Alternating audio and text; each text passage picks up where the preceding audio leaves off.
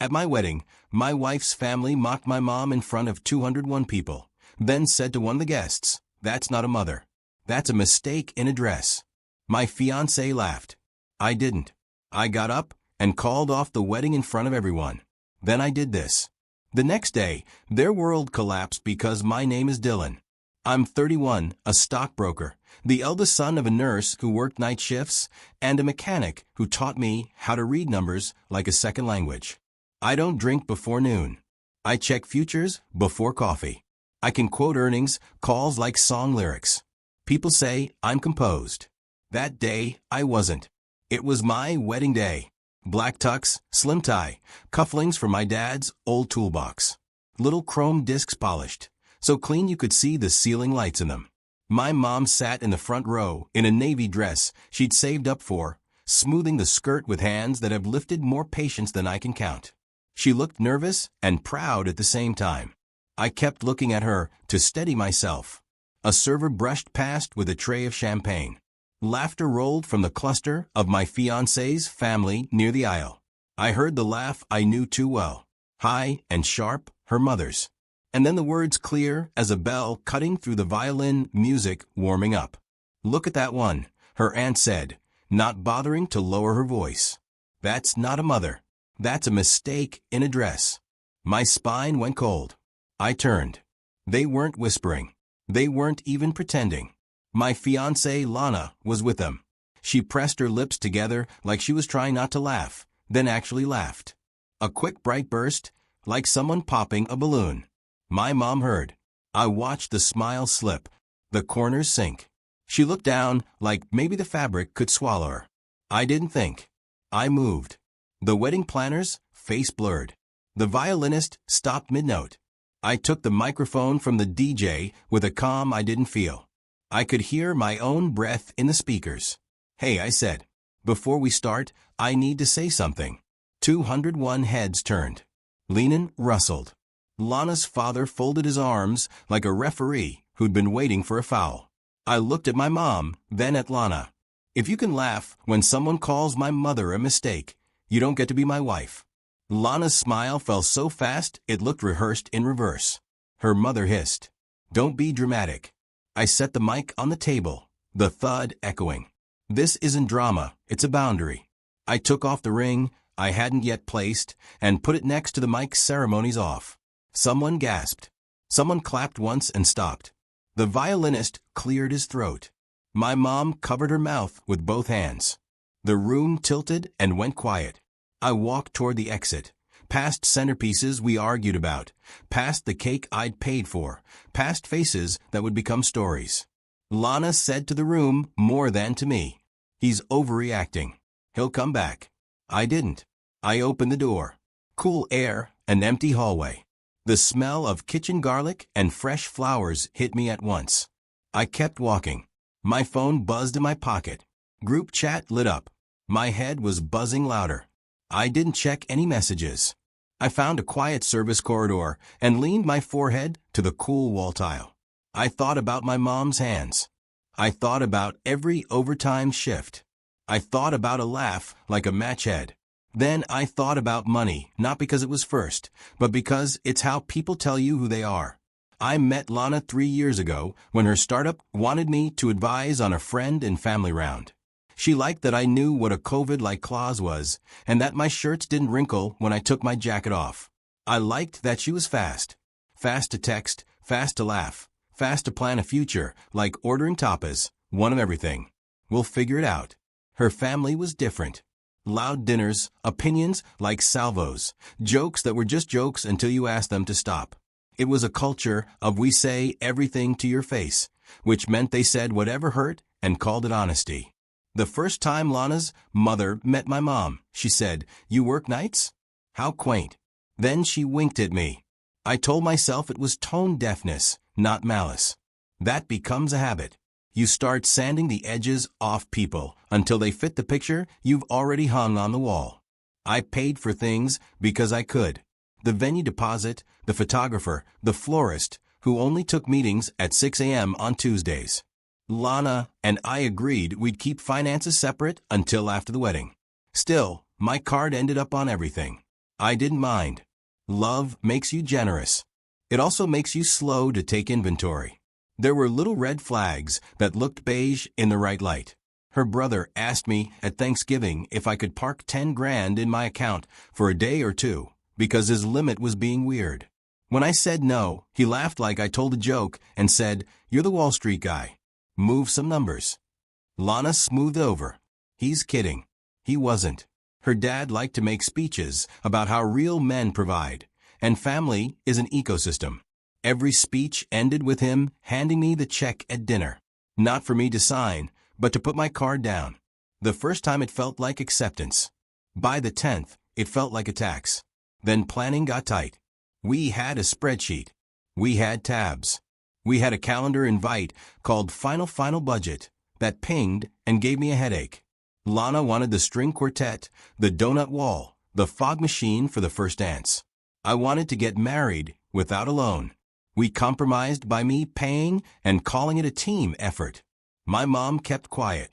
She'd show up to fittings with granola bars and safety pins, take up the pins that were too long, sit on a bench in department store lighting, and say everything looked beautiful.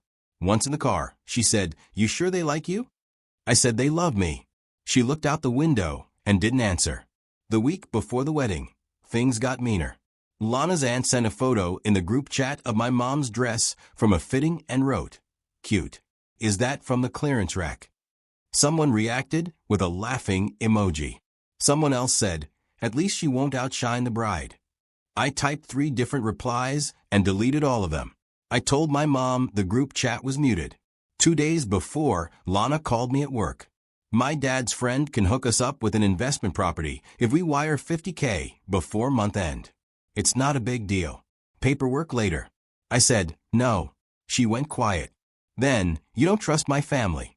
I said, "I don't wire money with no paperwork." She hung up and texted me a heart an hour later. Then, another message. "Could you at least upgrade the bar package? It's embarrassing. Embarrassing." The words sat in my chest like a rock. The morning of the wedding, I woke up early, checked futures, checked my tie, checked on my mom. She sent me a selfie. Her in that navy dress, hair up, eyes a little watery. She wrote, "Proud of you." I wrote back, "Wait until you see the dance." I meant it.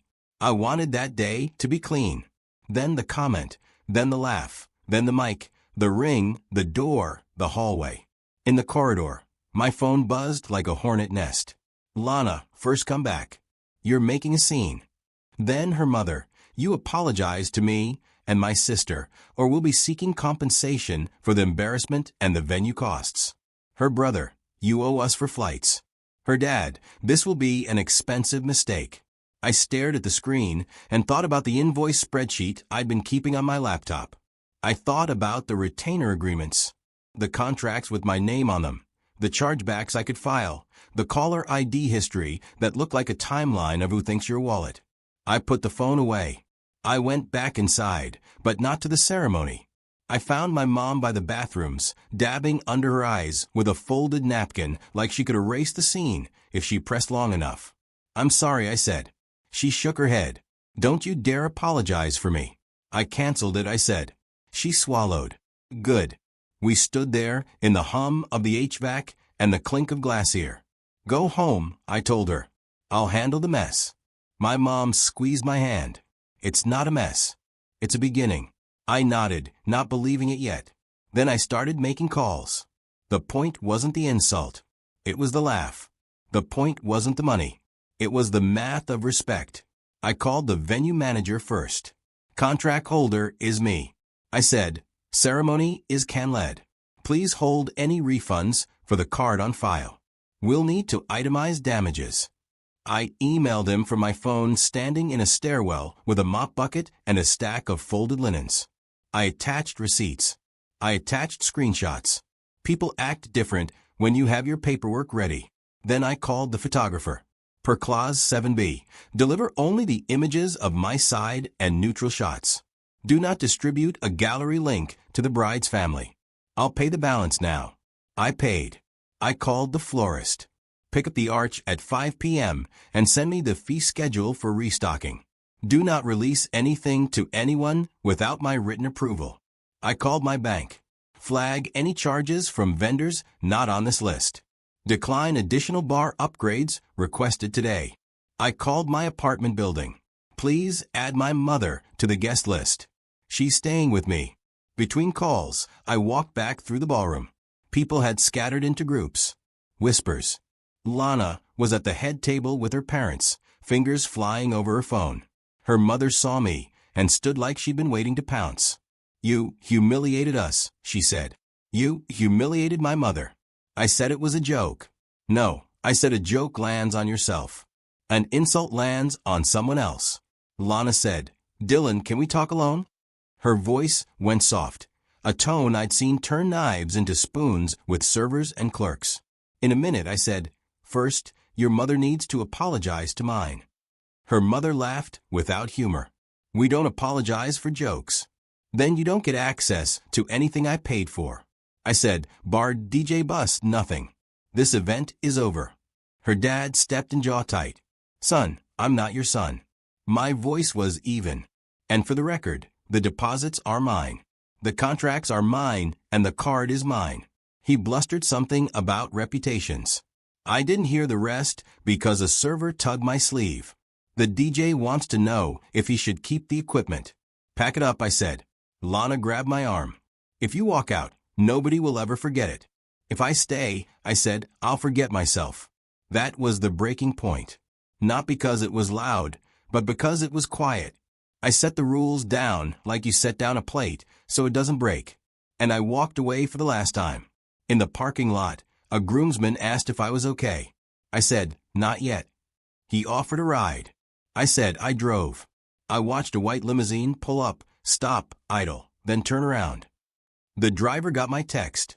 One less thing for them to weaponize. I got in my car, closed the door, and let the silence be heavy. Then I drove home to set the rest in motion.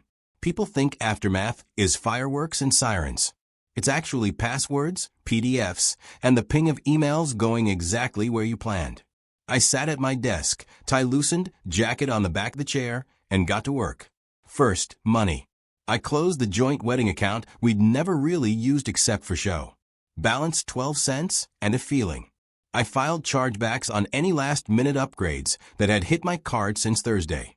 2 had both requested from a tablet the venue keeps behind the bar. Easy to prove, easier to reverse. I sent the screenshots to my bank's concierge team with a short note. Unauthorized by cardholder. Wedding can lead due to defamation of family member. Supporting documentation attached. Dry words with a sharp edge. Second contracts. I send a formal notice to the venue citing the clause that transfers control to the payer in cases of event cancellation. I CC my attorney. I CC Lana, not to taunt, but to timestamp. You learn in markets that timing beats noise. Third narrative. I'm not a poster. I don't live in public. But I also wasn't going to let a single group chat recycle me into the villain of a story I paid for. I wrote exactly 3 sentences in the family thread that had been blowing up all afternoon. Event is can-led. An apology to my mother was requested and refused. Refunds were due will be handled by me as the contract holder. I disabled replies. I left the chat. The silence felt like moving out of a house while everyone was still sleeping. My phone lit up with Lana's name, then her mother's. Then a string of unknown numbers. Then a text from her brother. You're done. People will hear about this. Let them, I thought, and open my email instead. There's an unromantic folder on my desktop called Wedding Docs. Another called Lana Family. I didn't make the second one on purpose. It had grown over time. Screenshots of jokes, invoices I hadn't meant to keep. A PDF of a loan agreement her dad sent me once with my name typed into a signature block without permission.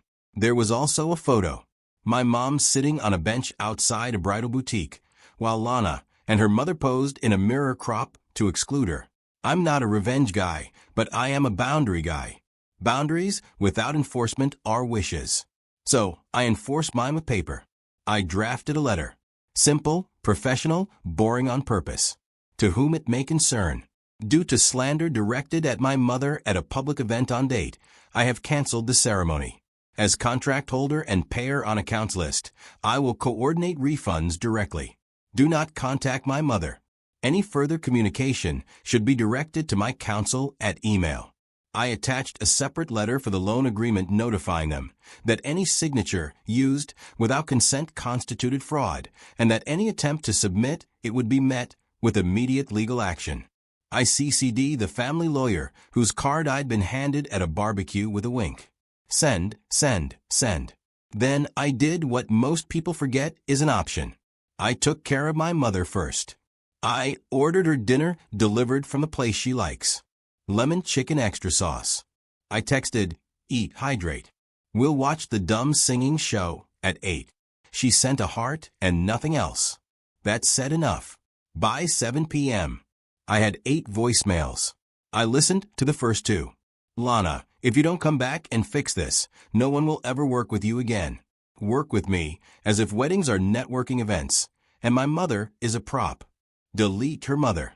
You will reimburse us for our humiliation. We have receipts. I smiled at that one. Me too, I said to my empty apartment and dragged the folder called receipts onto the external drive I keep for things I never want to lose. By 9 p.m., new email started the venue. Per your notice, we've halted all service and are preparing a reconciliation. The DJ. Equipment retrieved. Invoice attached. The florist. We've restocked the arch at a partial credit. Statement attached. The photographer. Here's the download link to the RAWs you requested. I will not share. With third parties. A weight I hadn't named started to lift. You don't notice how heavy some people are until they're not sitting on your chest anymore. At 10 p.m., my doorbell rang. I checked the camera. 2 men I didn't recognize. Suits too shiny. I didn't open it. They left a manila envelope wedged between my door and the frame. Inside a letter on a template I could have drafted in my sleep. We represent the family of Lana. Your conduct today inflicted reputational harm and financial loss. You are hereby demanded to compensate the following.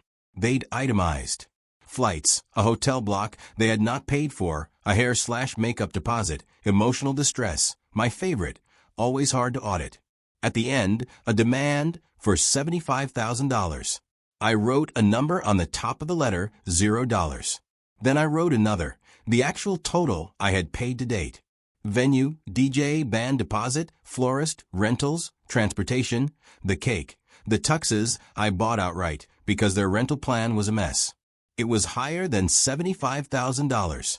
It was a number that had felt romantic and now felt informative. At midnight, my mom called. I can't sleep, she said. Me neither, I said. Can I say something? Always. I didn't raise you to be a doormat. You did right. Her voice wobbled. I'm sorry your day was like that. Me too, I said and stared at the ceiling. But it's still my day. Then keep it, baby, she said. Don't give him the rest of it. I turned off the phone. I turned on the dumb singing show. I watched people in sequins sing songs about surviving the storm. I laughed once a real laugh when a judge cried at a key change. Then I fell asleep on the couch in my tux shirt, tie undone. Ring box on the coffee table like a paper weight holding down a life I wasn't going to live. Morning came like it always does. Unremarkable. Merciless. Clarifying. I made coffee. The grind sounded like rain on a tin roof. I opened my email. There were 3 messages that mattered. 1 from my bank. Chargebacks approved. Temporary credits issued. 2 from the venue. Per your contract rights. We are returning the balance, after fees, to the card on file. We will note that the event was canceled by the payer due to harassment of a guest. We will not provide statements to third parties. 3 from a compliance officer at a brokerage I used to cover as a sell-side analyst. The officer wrote, "We have received a complaint referencing your name and supposed misconduct. The attached screenshots appear to be fabricated. There were images attached, a fake text thread between me and Lana's brother, implying insider trading, the kind of Photoshop job that only fools people who want to be fooled." The complaint had been submitted from an email address that included Lana's last name. That was the moment their world started to tilt. I replied professionally and forwarded the whole thing to counsel with a note. Add defamation to the file. Seek preservation of metadata from the platform and the sender. Then I sent a separate email. Quiet, polite to Lana. Please advise your brother to cease any and all references to my work. You are placing yourself in criminal exposure. This is not a bluff. 10 minutes later, my phone lit up with a number I didn't know. I let it go to voicemail. It was her dad. We don't want war, he said. We want a settlement. I poured more coffee. You had a settlement? I said to the mug. It was called respect. I sent one last email, a tiny one-sentence request to the photographer. Please send my mother the 2 photos from the bridal boutique where she's in the mirror. The reply came with a link. There she was. You couldn't crop her out of this one. By noon, the story they'd been telling themselves started to fall apart. Friends reached out. Heard what happened. We've got your back. The violinist texted me a link to a video someone had taken of my little speech. It wasn't online, thank God. But in it, my voice didn't shake. My hand didn't tremble. I looked like someone I recognized. Then my doorbell rang again. This time it was a courier with a small box. The ring. Lana had messed it back with a sticky note. Return receipt. No apology, no acknowledgement, a note like a receipt. I signed, closed the door, and finally exhaled like I meant it. People want closure to be a grand gesture. Sometimes it's a spreadsheet you don't have to open anymore. A week later, I met my mom at a diner we used to go to after her shifts when I was a kid. She ordered pancakes with strawberries. I ordered eggs and the kind of coffee that tastes like it was brewed in a steel boot. We sat by the window. The sun hit the formica like stage lights. How's your heart? She asked. Less noisy, I said. How's yours? Booed, she said, but proud. She smiled in that tired way nurses smile when they've seen the worst and still show up. You protected me. You protected you. I nodded. I thought love would make it all make sense, I said. Turns out respect does that. Love, without it, is just a costume. My phone buzzed once on the table. An email from counsel. Settlement offer withdrawn by their side. Reason mutual decision to disengage. Translation. They realized the billable hours would hurt more than my speech did. Good. Another email from the photographer. The final album, my side only, as requested. The first photo was my mom tie my tie, and both of us pretending we weren't emotional about it. The last one was a photo of an empty aisle with flower petals scattered, like confetti for a party that didn't deserve them. What will you do now? My mom asked. I'm going to work, I said. And I'm going to visit you on your day off and fix the leaky sink. And I'm going to stop pretending that people who don't respect me are complicated instead of just cruel. We ate. We didn't talk for a while. It was a quiet that didn't hurt.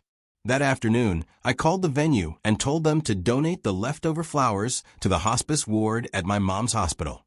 They sent a photo later, a row of vases in a hallway where people learned the shape of endings. It felt right.